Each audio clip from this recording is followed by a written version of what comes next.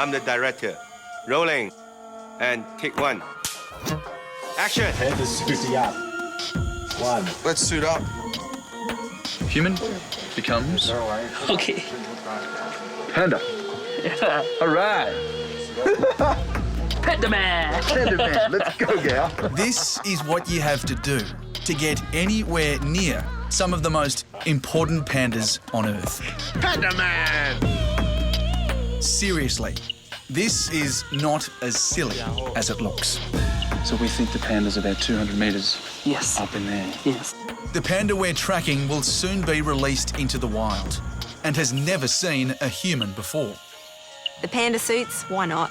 If it helps, then it helps. We're here to try and get them back into the wild. That's what it's all about.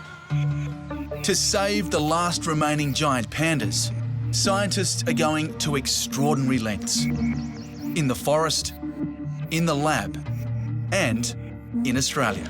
She's showing us that she's ready to be a mum. Right. So she really, you can see that she would be an awesome mum. She really would. So we're all trying for you, Foons. We're trying to help you. Why all this effort now? It's all against you, Wang Wang. This explains some of it. This is where giant pandas once roamed. And this is where they are today. We've come to Chengdu in southwest China. It has a population of 14 million and it's growing fast. It's not far from one of the few mountain ranges that still have wild pandas. The tremendous shrinkage of their habitat has happened literally within the last 200 years, and that's due to human population growth. For more than a decade, Dr. Sarah Bexell has worked at the Chengdu research base of giant panda breeding. She fears time is running out to save wild pandas. If we lose the panda, that is going to be a smack in the face that we have failed.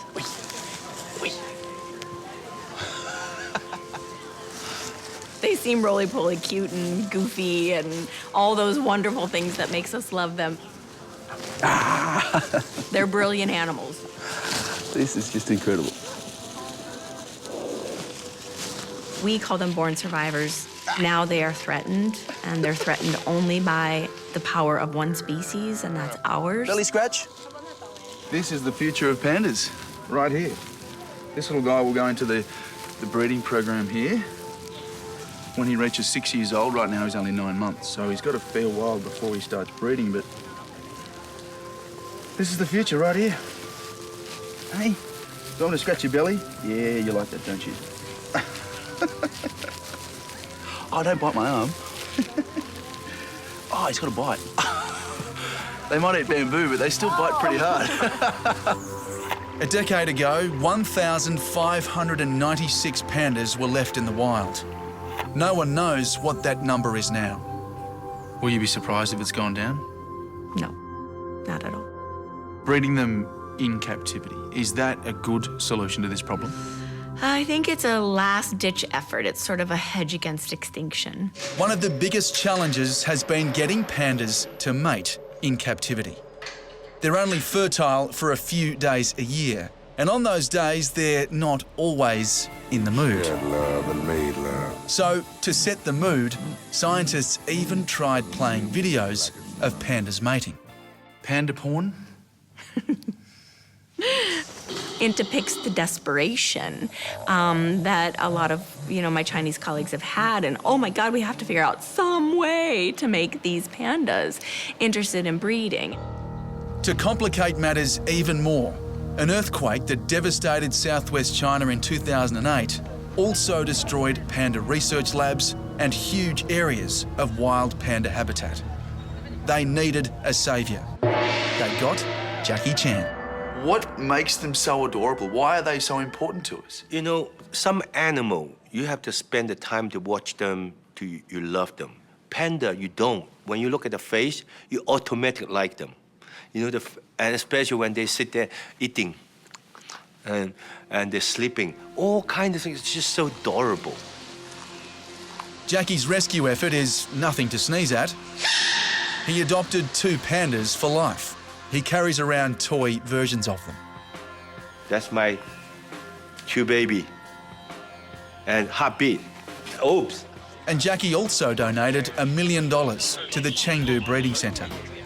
Because at that time, after earthquake, they get destroyed the area very badly. So they need a lot of, $1 million is nothing. We should, everybody help for the panda, care about the panda.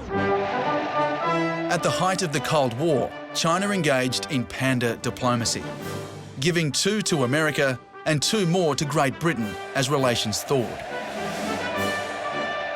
Today, more than 40 are on loan to zoos around the world. The only 2 in the Southern Hemisphere are in Adelaide. Hello, Wang Wang.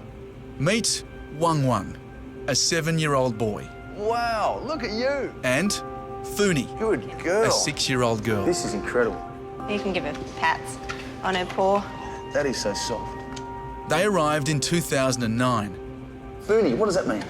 It means lucky lady. Lucky lady. Yeah, Is she lucky in love? we think so.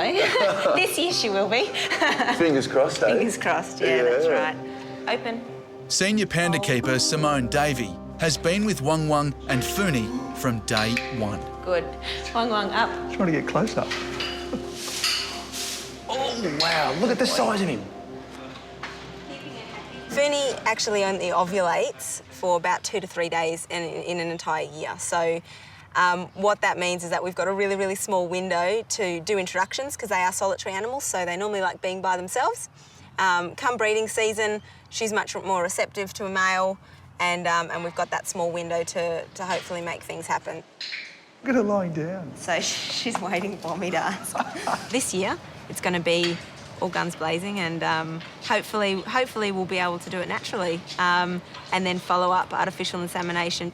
The whole reason why Wang Wang and Funi are actually here is for the breeding program. That cub will go back to China and be part of the breeding program over there. So the genetics of Wang Wang and Funi will then be passed on, into future generations. And to make sure there are future generations, China's panda breeding program has turned to artificial insemination, which has turned a baby drought into a baby boom.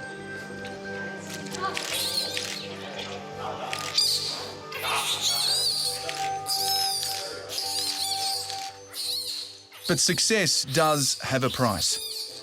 Artificial insemination is not a pleasant experience for a panda. It does require anesthetizing animals frequently, utilizing electroejaculation probes that are painful. And so there are parts of it that are cruel. And I think that, again, all of it was done with best intentions. How successful has the captive breeding program been? Oh, tremendously successful. Too successful. Some people would say that, and many people do say that. This is what success looks like. It looks fun, but there's a downside. Now there are more than 300 pandas in the breeding center and zoos. That's a huge number for pandas in this kind of artificially designed environment, so that we needed to release more pandas into the wild to help pandas to be successful. We're on our way to a mountain range 100 kilometres from Chengdu, to a place attempting to return captive-born pandas to the wild. But there's no escaping the advance of the bitumen. This is progress for China, danger for the pandas. We're in a four-wheel drive convoy on our way into the Wolong Nature Reserve at the foot of the Himalayas. This vast mountain wilderness in southwest China is home to the last remaining wild pandas on Earth. This valley and those mountains were once prime panda territory. Not anymore. There are trucks, there are fallen rocks, there is construction of a new road as this urban invasion just marches further and further into the wild pandas' habitat. If we were watching any other species on Earth do this, what would we think of them? That they're stone crazy. Wolong Nature Reserve is the largest in China. More pandas are born here than anywhere else, including twins just this week. Next to the reserve is wilderness, and that's where researchers hope captive pandas will someday make their home. The big question is whether they'll be accepted by the wild pandas who live there.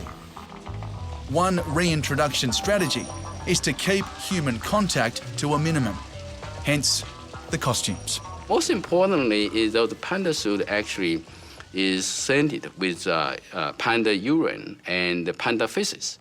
That will mask the smell from the humans because pandas are very sensitive to smells.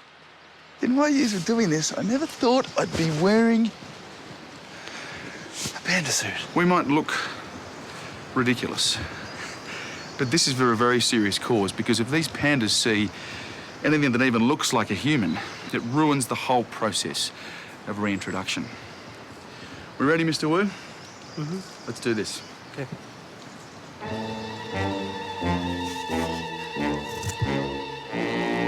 If you go down in the woods today, you're sure of a big surprise. If you go down in the woods today, you better go in disguise. Is that your phone, Mr. Wu? Huh? Is that your phone? Phone? Yeah. Oh. Very phone. Pandas aren't supposed to have phones, are they? Right. You'll give us away, Mr. Wu. The silliness I felt at first didn't last long. As we got deeper into the forest, I realised what a privilege this was. There, resting in a tree, a youngster. And then, a mother and her cub. Seeing pandas like this helped me understand why so many are trying so hard to save them and set them free. Panda originates from the wild. I think let them walk freely, and the whole mountain let them walking around. That's the most good thing for the animal. The first panda was released into the wild in 2006. 10 months later, he was killed by wild pandas. The second, Tao Tao, was set free last October. He survived winter and is still alive. And now we're searching for the third candidate, a girl who has the hopes of China riding on her. Her name is Zhang Xiang. So the panda has a GPS collar on it? GPS and radio also. Yeah. And this is able to find it? Yes, we can find the panda with the direction of the panda. Okay. And we know she's just up through there. She's living in a large enclosure on the top of a mountain with hardly any contact with the outside world. But closed-circuit TV cameras monitor her every move, and speakers broadcast sounds of potential predators. A lot is riding on Zhang Xiang's survival in the wild, but there are some who fear her release is being rushed. Throwing pandas out in the wild at this point, we're not ready. We're not ready to be doing that. So it just takes decades of research and science, making sure these animals are ready. Until we can secure habitat, I wish we were not talking so much about reintroduction. That is our priority. Make sure the habitat is truly safe for them. The urgent need to secure more panda-safe territory is a common ground among all who are working to save the pandas. Finally, the Chinese government is setting aside more land. And that's something to make a song and dance about. Everybody in the world recognizes the panda. They are a symbol of conservation, a symbol of hope, a symbol of peace. And I think if we lose them, it will be a blow. How are we gonna have hope for the others if we let the one that we profess to love the most go? I mean, how would that make us feel? Jumps here, jumps here, jumps. Can we honestly save them? With tremendous self-control, ingenuity, morality, we could do it, but it's going to take massive changes in human behavior. You are beautiful.